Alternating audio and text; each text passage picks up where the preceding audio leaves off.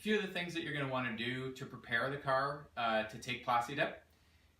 One, you have to make sure that it's no wax on it. So for the last few months when I've washed the car, I actually haven't waxed it in preparation for plasti dipping it. The next thing is, the last few times that I washed it with dish soap. And dish soap's actually really good at getting rid of grease and other contaminants that might be on the car.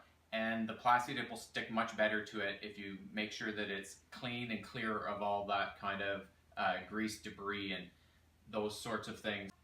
If you haven't used plasti dip before, there's a few things that you should know about it. In some ways, it's a lot like paint, and in some ways, it's not at all like paint. You'll see that some of the areas that I've masked off, like this headlight, for example, is really roughly done. But the nice thing about plasti dip is it peels off. So on the areas that you want to keep it on, it's really important that you kind of wrap it around and make sure that you've sprayed the whole surface, because any edge that you can pick up, you'll be able to peel it off, which is why when you're masking, you don't have to be nearly as careful as you are when you're painting. The other thing is, it's semi-permanent in that if you spray it on well and you take good care of it, it'll last a long time, but it's completely reversible. So now the car's prepped and all ready to go, ready to be sprayed. I've wiped it down one final time with a damp cloth. Just a little tip, instead of spraying the car, it's better to spray the cloth with whatever you're going to wipe it down with. I wipe mine down with water and a little bit of vinegar, just to cut the grease. And you want it just damp and not wet, because plasti dip does not get along very well with water. So you want to make sure that the car is nice and dry, as well as clean and clear of dust. And you can also see that I put it up on jack stands and took all the wheels off. I did that just so that I have a little bit more room to spray around. If you don't know how to put your car on 4 jack stands at a time, you can see the jack stands are at the factory jack points there at the bottom. To get the ones at the back on, you can use some of the bracing for the suspension, a nice solid part of the bracing for the suspension as a lift point, to be able to get all 4 jack stands on at the same time. That's also going to give me a little bit more room to be able to spray under the doors, which is something that I want to do. Most people don't, but that's how I'm going to do it today. The first coat that I'm going to put on is actually just going to be more like what you would do if you were painting the car, kind of like a tack coat. You don't want full coverage. It will be a little bit see-through in some points, but it creates a nice base to lay down your other coats. After I lay down the first coat, like the tack coat, the thin one, after that, what I'm going to do is I'm going to spray wet coats with a 50-50 overlap, and going from the top to the bottom. You want to spray it on fairly thick, but of course you want to be really careful that you don't get any runs. Spraying it on wet will give the finish a bit smoother look. If you spray it from a little too far away, you'll get maybe almost like a little texture or pebbling. And I would like the car to be as smooth as possible. In fact, even though I'm spraying it black, and it's supposed to be matte black, you can actually spray the black so it looks a little bit more satin. And you can do that by spraying it wet. I'm going to put on, you should put on a minimum of 4 coats. I'm probably going to go for more like 5 or 6. And what that does is, of course, gives it more durability, and it also makes it easier to peel. That might sound a little strange if you haven't used plasti dip, but when it's a little bit stronger, it peels off very easily in one sheet, more like a piece of tape. If it's too thin, sometimes when you're trying to peel it, it kind of breaks apart and so on. You can still get it off, it's just not quite as easy.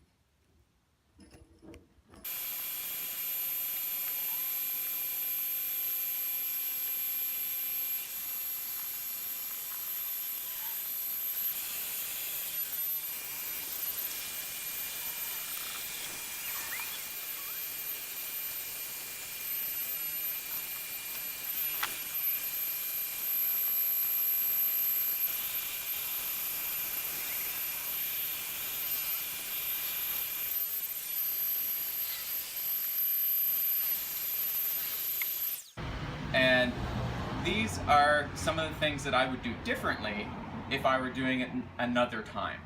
So hopefully you can learn from some of my mistakes. First thing that I would probably do is, you can see right here, this is the wing that was once on the back of the car over here. And I would definitely take that off to start with. Because anytime you have to spray around something, you're not going to be getting as smooth a coat. So even spraying like below the mirrors, for example, is much more difficult than just spraying the side of the door. So I would definitely have taken the wing off the car before I even started. When I started, you would notice that I used some newspaper to do some of the masking, and the newspaper itself has some lint in it. So there's a lot of air that comes out of the nozzle of the hose, so that kind of blows stuff around a little bit and will get in the coat. So I switched it all to plastic. Also, now I've just taped onto the window because my moldings are actually really tight to the body, and you get a lot of bridging there, which will make it really difficult to peel off and make it nice and smooth and look good. So I decided to just mask to the windows. After I was done my 3 coats, what I did was I let the plasti dip dry for a while, and I noticed that what I could do is take the cloth. I took a microfiber cloth, and I was able to just wipe down the plasti dip, and I was able to actually brush off any of the stuff that had kind of landed on it but not been embedded in it. I would warn you though that you need to be pretty gentle, because after a couple of hours of drying, even a couple of hours, the dip's still fairly soft. So if you caught something between the cloth and the dip and you dragged it, you would probably put a mark in the dip. But you can brush stuff off before you do your next coat so that you're not embedding too much stuff in the dip. A mistake that I've made, and luckily, I mean, I haven't done my top coats yet, so it's not that big a deal, but something I did notice was I found it was easier to spray smaller parts at a time. But the problem with that is, if you spray, let's say I spray the door, and then I wait and I evaluate and I let it dry, and then I spray the rear quarter panel, when I overlap back on the door, if this isn't wet, you're going to be able to see the marks. So if you can just get a close-up look, I don't know if you'll be able to see this on camera, but I sprayed this after I had sprayed the door, and you can, in real life at least, you can see that there's sort of a stripe here. So what that's telling me basically is, when I'm ready to do my final coat, that I really need to be careful to spray it all wet and all at the same time. And definitely what I've found the hardest to spray is the roof and the hood. Something like spraying the wing over here is relatively easy because it doesn't take very many passes to cover the whole thing. So in the past when I've used dip, I've always been spraying things that are fairly small, and it works amazingly well. It makes even coats, they're not streaky, they're really clean and clear. But I've found as soon as you have to make multiple passes, you have to be really careful about keeping a wet edge and spraying the whole thing wet.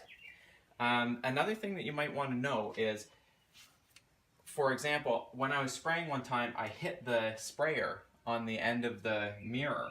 So after it dried, what I did is, you can take wet sandpaper like you would on a regular painted car, and I took 400 grit, and after it was dry, I wet sanded it, and now I'm going to be able to spray over it.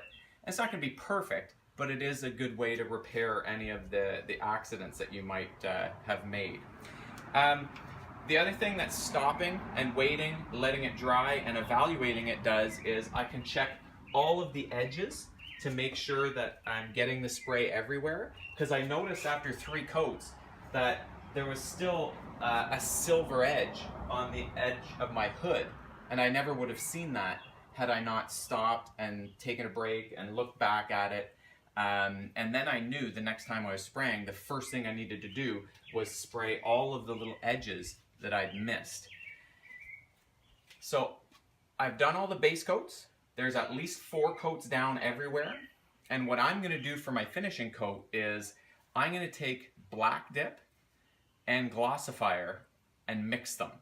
Because I've also noticed that I kind of want a little bit more of a satin look than what I'm achieving with just the black by itself.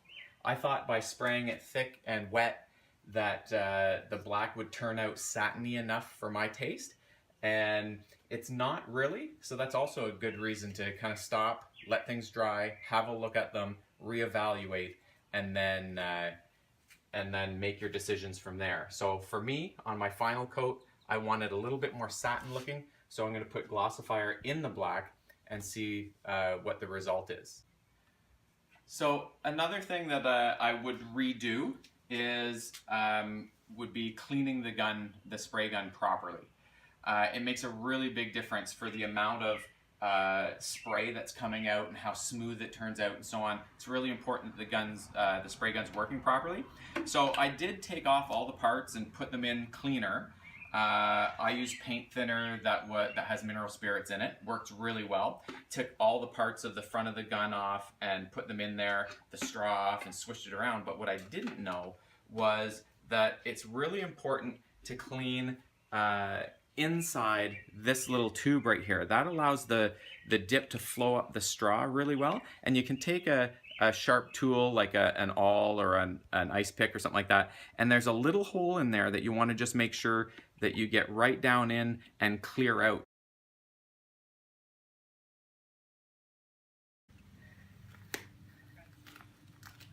And I always pull in the direction that I'm of the part that I'm peeling.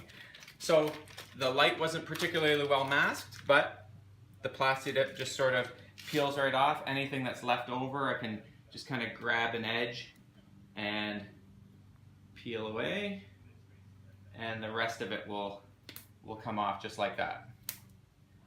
And now it's a nice, perfect, clean edge, easy as anything. So I'm just going to do the rest of the car, make sure to cut all the bridging, and at the end I'll show you the finished product, everything that's done. Well, this is the end result. It's not perfect, but I'm pretty happy with it for our first try. You can see the hood, there's a little bit of stripiness to it.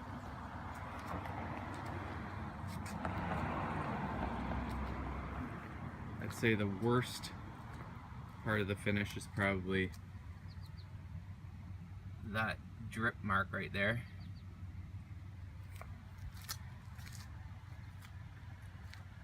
I'd say overall I'd give it about a B+.